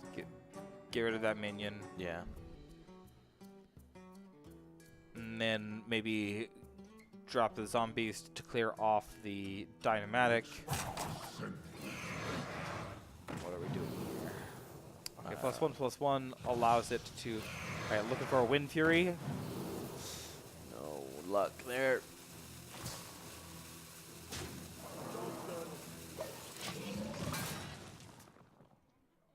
Okay. So now we've got 6 damage to the face and Reckless Flurry. That would hurt the health pool, so we might not see that Reckless Flurry for quite some time. Yeah. Missile launcher. Man. Oh, 10 damage, especially when you're behind. Yeah, not ideal. That's not really what you want to be. And there goes your poisonous.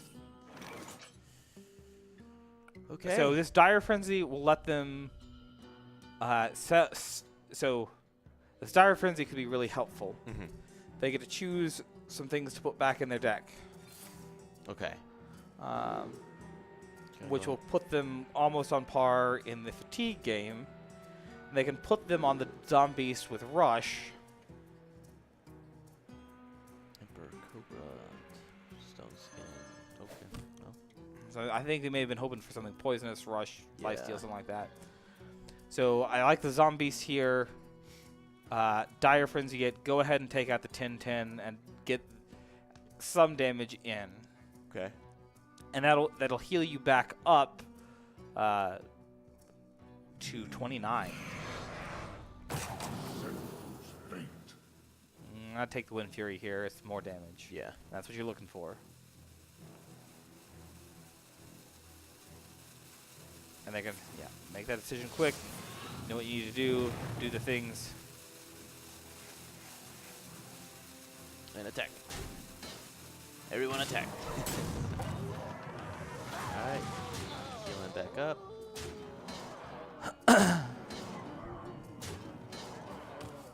Alright. All right, so ACU back to 6 cards in their deck that are 10 something Lifesteal, Rush, Adaptive Beast. That's not. You could have worse cards in your deck. Yeah. Alright, All right, brawl. there's the brawl. So that's the second brawl. There are no more. Well, And the 1-1. the 1-1-1. Okay. All right. Animal companion. Yeah, I think it's time. This time. You could do worse than a 10-11 on the board. So they've got I'd hit Animal Companion first. If you get Huffer, they can theoretically still Reckless Flurry and kill things. I'm gonna go ahead and just build a beast. Life Drinker, probably.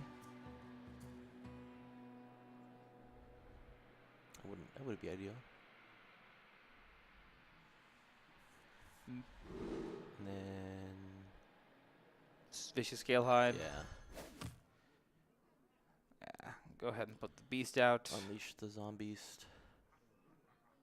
One of the zombies. Unleash that zombies. Unleash one of them. All right. Go ahead and drop him. Do a nice crisp 1 damage.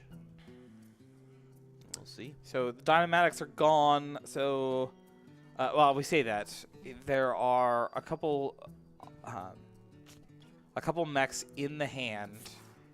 All right, so there's the Flurry come out, clear this off, and Dr. Boom joins the fray.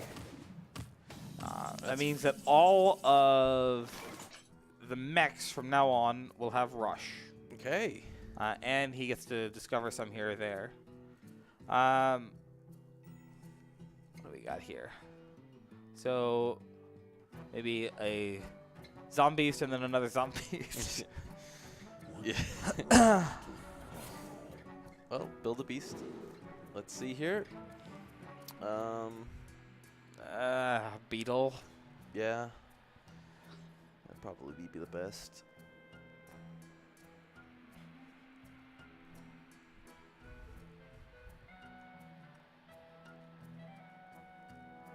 They still have other things they need to do. They're going to have to make this a little quicker.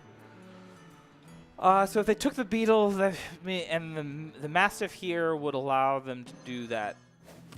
Okay, Oh. so they went with the The row or whatever. Okay, so it's a Wind Fury, 5/8 Wind Fury with taunt if you got 2 other things. Okay. Yeah. All right. Gotta do something. All right, Animal Companion. Gonna drop down the Zombies. Adapt it. Give some health. That's not a bad option. Reckless Flurries are gone. Brawls are gone.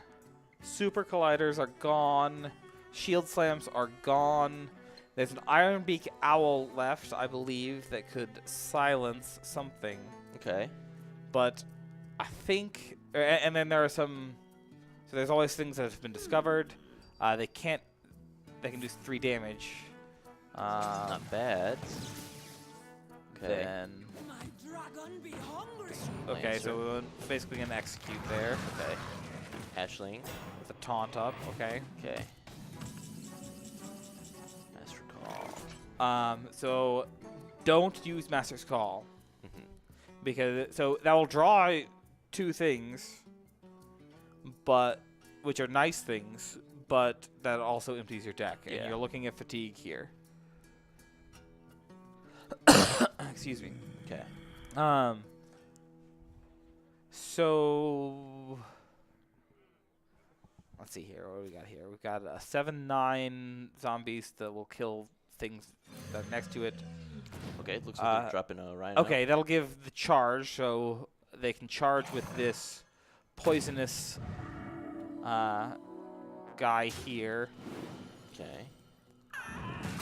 I have to clear off the 3/2 and do 5 damage to face. So, maybe go ahead and drop the other Timberwolf to. Yeah. Just to beef up the other cards. All right, they're gonna go all the way in. All right. So fortunately, with Dr. Boom, that means that we don't have the same kind of tank up options anymore. There's not gonna be gaining 4 health each time. Yeah. Now each of these mechs are gonna have rush, so that 6/7 is gonna go away pretty quick here. Yeah. Crowd Roaster is definitely going to help with that.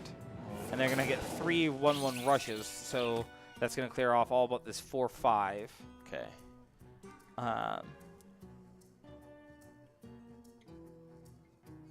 I assume. Oh, they also have the 3/2 here, so they're going to clear off the 4/5. Okay. All right.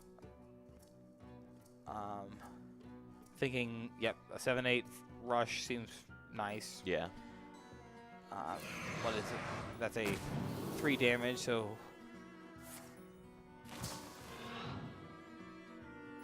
And then that Zombies. Yeah. Yeah. It makes a taunt. Makes it a taunt with wind, Perfect. 6/8 with Wind Fury. Yeah. I mean, it's. You gonna go for it? That'll kill that off. Yeah. And then. Perfect.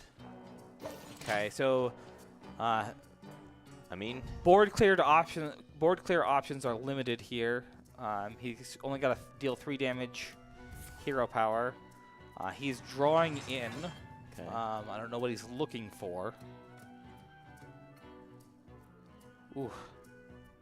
Maybe he was just doing it for the armor. So that's yeah. I mean, he's looking for armor right now too. So he's got a couple mechs in his hand with rush, but those are random, so we have no idea what those might end up being. Okay. It could be something as innocuous. Reckless Fury. Huh? I thought he had used both of those. Apparently not. Apparently Cannon. not. But he didn't have a whole lot of armor, so that's positive. So that. All right, let's build a beast, gentlemen. All right. Let's see what we get. Give me a Timberwolf. That's 2 more damage that you're going to do this turn. And give me. Taunt or a taunt. Liberty or death.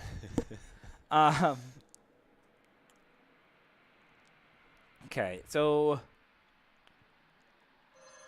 All right. Well, let's just see. They just decided to go with the taunt. So they probably went with the Stegodon.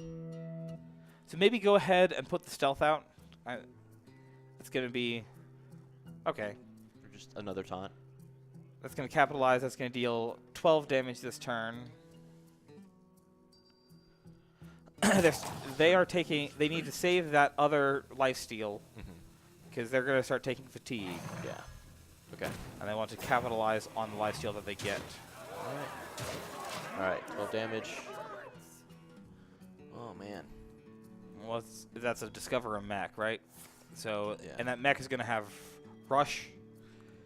So that gives them some options here. Yeah.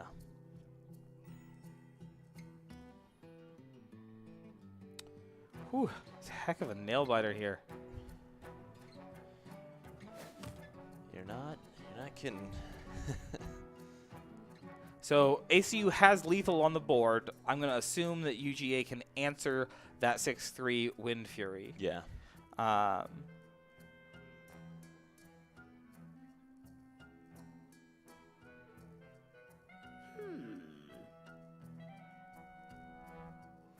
all ACU has in their deck is a single card. And that single card is a 7/8 or 10/8. Missile launcher. All right. Okay, so that was 2 armor. that was well played. Yeah. All right. Okay. Zombies. So All right. what What do we got? I don't have a dragon. I don't need a taunt. So I get the Bloodfin here. Yeah. I say that. Maybe they do want. Here we go. So they went with The taunt. the big taunt. Yeah. Okay. So a flanking. I like a flanking strike. So get the adapt in. Let's see what it is first. Okay. And then the flanking strike. That does mean we're going to heal up for a little bit. They're going to heal up for a little bit. Can't be targeted by spells or hero powers is probably their best option there. Yep. Flanking strike. Guy. Deal 3 damage. It just makes up for the 3 damage. All right. All right. So again, looking for the response. If the UGA team leaves up much of this, so they got to get through. They got that 3/6. We've got 3 damage in our hand that they don't know about. Yeah.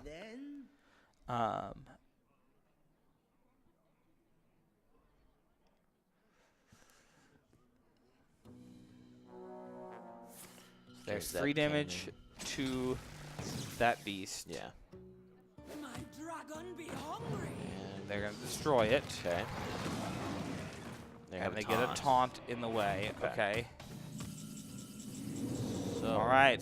Let's build a beast, or start with the build a beast. There's no point in not. You can't. You get to play one of the cards in your hand.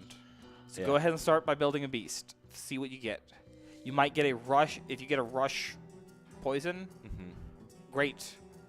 Yeah, that'd be ideal. All right, let's see what they decide to do though. Start with the building. Oh, we start. Always start with the building. Do your math. There you go. All right. All right. See what they We've get. got everything gets charge and Poisonous rush, but that means it's going to be a 10 cost if that's what they took. Well, So that was a 2/5, so I'd make it a. I hope. Yeah. the beast with charge. I think I like the Taunt more.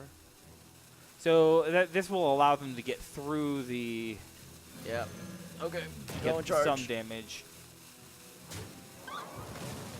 Taking it out. All right. Okay. Lifesteal, not ideal. Nope. Especially when it's a big guy like that. Ouch. Oh. Okay. Build a beast. Give me something. Give me Go a with skitter these. right off the bat. Let's see. What do they got? Life Drinker, Rhino, Oh. Runt. Take the runt because it's lower cost. They're not really getting anything. They decided to go Runt with Taunt. Okay, so I think you put out the 511 Zombeast. I mean, he still heals up for 8 more. Either way, whatever you do, he's healing up for more. So they're going to go with this. All right. So they're taking 3 in fatigue next turn. 7 armor. Man. 5 more armor. 3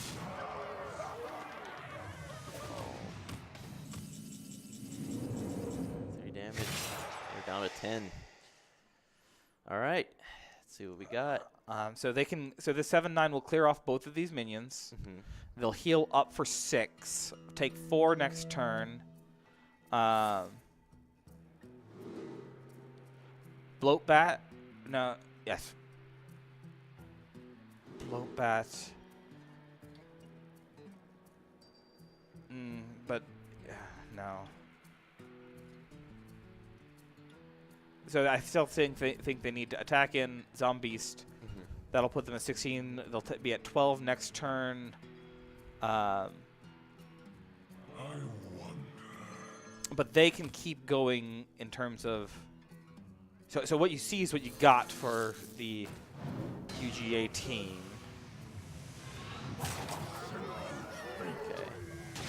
That kills both of those. So they're at 30. The question is, so they can discover a mech. That's unfortunate. Oh no, they can deal 3 damage. All right. What do they have? Silence. So they're silencing the lifesteal. That makes sense. Okay. Kill that off. So we need to get some more lifesteal on board. 4 damage. Okay. Right. Coming right down to the wire here. Build a beast. Char with lifesteal. No. Hive Queen. I don't care. Lifesteal Rush. Yes. Lifesteal Rush. All right. Was there a more than 6 cost option in the last turn? I think there might have been. Oh, there's a Galaka Crawler with Lifesteal Rush. You need the health. Okay, but they can play both of those. Okay. Okay, perfect. Yeah. That's more healing. All right. Okay. 5 damage. All right. All right. So we're taking 5 damage next turn.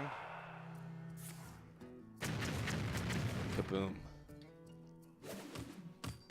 All right. That's 7 armor, right? Okay, so build something. You need something with lifesteal charge. Yeah. Build. All right. Battle cry. No. Adapt a friendly beast. Lifesteal. Bloodworm. Uh, I mean, yeah. And adapt the 5/5. Oh no, adapt the 4/3. That's right. That's better. okay. Can't be targeted. Great. Because it would have been best if it gave it extra health. So they're gonna take 5 damage now. Oh man. Oh man. Okay. They're gonna gain 7 armor. Yeah. But I don't. If they can't clear this board. Okay. Oh, what a game, ladies and gentlemen! What a freaking game! Wind Fury. Oh man! I don't even know what to say. Oh Oh, my. holy monkeys! ACU taking it. Oh my gosh. So, I mean, we thought that was a mid-range hunter, but apparently that's like a fatigue hunter. Apparently. So, okay, well, let's talk about that for real here. Like So Deathstalker Rexar, such a powerful card. Yeah. Because eventually UGA ran out of gas, which, let's be honest, like an odd warrior doesn't run out of gas. Shouldn't run out of gas, but Deathstalker Rexar clutched it out against Dr. Boom. That was such an amazing. That was great. Conclusion. That was fantastic. That was so great. Oh my goodness. I don't even know what to say. All right, we are definitely going to be talking to our players. I know you're like, I've been sitting around watching a Hearthstone game for the last 45 minutes, but you're going to stick around because we're going to talk about this. Yeah. So we will be right back. Oh man.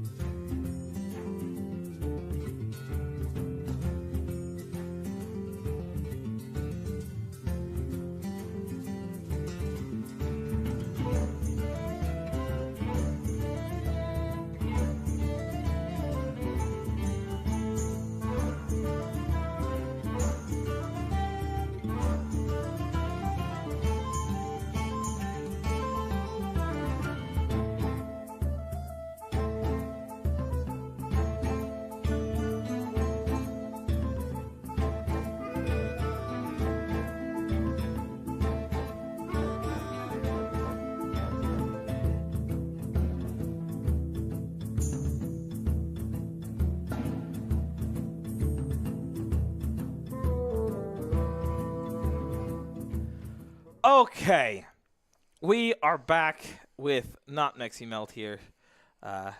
We are back. I'm going to fix that for you. Clueless, where are you? We need be you. Mexi Melt. All right. There we go. It's all fixed. Okay, so you remember when we started playing Hearthstone 2 hours ago? No. Okay, What a so... night. Great. So quick wins for the first 2 quick wins. And that was good. We played well. And then We thought we might win initially fast enough to get Wyatt in here to do an interview before he had to leave. yeah, because things were going so quickly. And then we got to game 3, and they managed to get the Paladin OTK off on you guys. They just got all the pieces that they needed. Yep. 25 damage to the face, and that was game. So then was there even Warlock, where you guys just couldn't answer what they were looking for. Nope. All right, so then we got to the game we want to talk about. Okay, so how long was that game? What was that? 45 minutes. 45 minutes. Maybe 50. We went 6 rounds into fatigue, Mm-hmm. and this is a mid-range hunter, right? Not anymore. Apparently, we're changing the meta. Okay, so I do want to talk a little bit about the game because, yeah, it took a long time. Talk about your mulligan. Do you remember your mulligan? Honestly, no. So I remember your mulligan. Let me talk to you. Let me ask about it. So, Okay. the main thing. So you opted not to keep Master's Call. Yes. Okay, I remember talking about that one specifically because in the previous 2 games that we were playing as Hunter, we just kept on running as we just don't have the right cards. We need to be drawing what we need. And because you never really had a very strong opening hand with. Mm-hmm. I think the choice we made there was to opt to get rid of Master's Call to try and draw a very low-cost minion early on again, because we needed something to play. That's really what was eating us up. But so that's why we mulliganed it. But then you saw the punish for that, where you didn't get that, and then you didn't Right. have an option to pull anything out of your deck. Right. That Master's Call, I'm pretty sure, is the last one we drew. Yeah, so the Master's Call was there at the end. It may have been the other Master's Call. We're not sure which Oh, one because yes. you have 2. And it was at a point where, it didn't only provide you no value, it provided you negative value. Right. So Then we have to start playing fatigue early. so I also so you started out with a tracking, right? Mm-hmm. So talk to me about tracking on turn 1 and the conversation that happens with tracking on turn 1. So we were looking for 1-drops and things to play early on, and we were like, Excuse me. bless you. We didn't get a ton to play early on, and so we were like, okay, well, maybe we can do tracking and hope that we can get something else here. And early on with tracking, there's plenty of things like this probably won't actually be this helpful this time. It might be better just to maybe hope we get rid of it and get something better. Now, as it turns out, 45 minutes later, Yeah. So the thing that you drew from tracking was Deathstalker Rexar. Now, had you opted to take something else, I think this game would have been shorter. Yes. We saw Rexar. We were like, well, we can't throw away Rexar. Well, that's the double-edged sword with tracking, right? So you're gonna Yeah. lose whatever you don't pull in. So, talk to me about going like that long and that deep. Like, yeah, what was it like in there? Like, what was the conversations that you guys were having as you were building these beasts every turn? So initially, we decided that we just kind of needed to take it turn by turn in the beginning. So we did tracking, then we did our hero power, and I think next was animal companion. And I think depending on which animal companion we got was our determination for this is going to be a really, really quick game where we try to rush them before they get strong. Mm-hmm. Or this is going to be a game where we have to try to find an opening and play a little bit longer. And we got Misha, and we were like, okay, that's a very defensive monster. Yeah. Where this is going to be a little bit longer. So then we started playing more defensively and started trying to like not use up as many resources, be very careful when we use like our kill commands and other cards like that. And I don't think either of us were really expecting it to go this long. Yeah.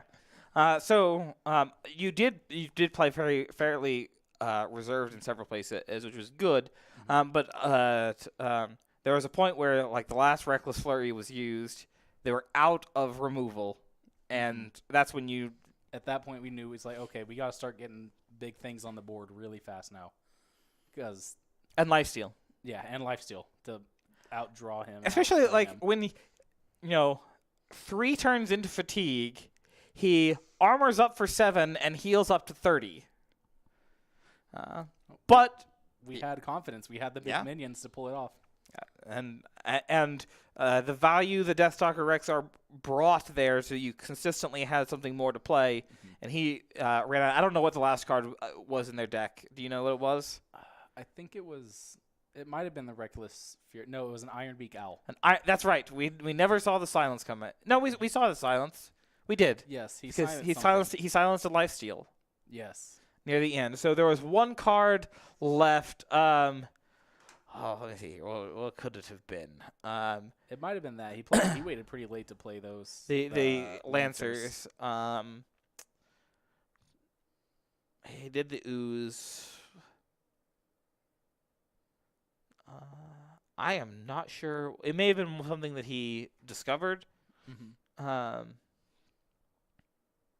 it was I don't almost see certainly anything something he discovered because for the last 3 plays or the last 3 turns, it was just cards that he discovered. Okay, so yeah, so And it was the definitely one card something he had here. left. It was something that was Now I just want to know, right? man. What did you have? Yeah, I mean, it was a mech. Had to be a mech, Right? that had rush, unless he had 2 maybe it was from the Stonehill Defender, Maybe that means it held on to him for a long time though.